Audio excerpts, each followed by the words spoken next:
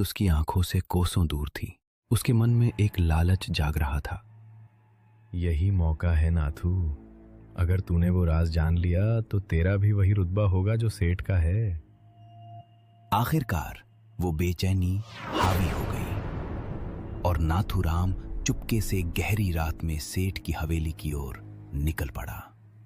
गांव सो चुका था, चांद बादलों में छिपा था और हवा में एक ठंडी सिहरन थी, जैसे कोई अनहोनी की आहट दे रही हो।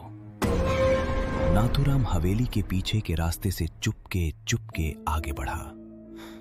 उसका दिल जोर जोर से धड़क रहा था, मगर लालच और जिज्ञासा उसे रुकने नहीं दे रही थी।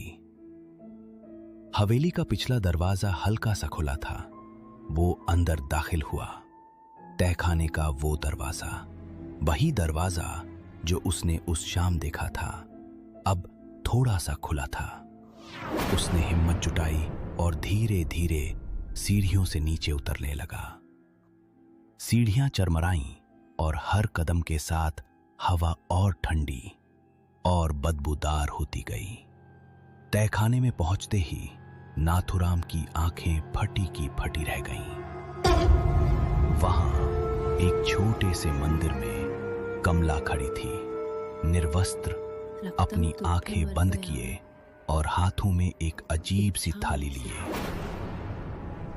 थाली में कुछ था, शायद राख या खून। उसके सामने एक मूर्ति थी, पत्थर की, मगर इतनी भयानक कि नाथूराम का खून जम गया। मूर्ति का चेहरा मानव जैसा नहीं था। आंखें खोखली, मुंह में नुकीले दांत और हाथों में कुछ ऐसा जो हथियार जैसा लगता था। मूर्ति के चारों ओर दीपक जल रहे थे। कमला मंत्र पढ़ रही थी। उसकी आवाज गहरी और गूंजदार, जैसे वो किसी और दुनिया से बात कर रही हो।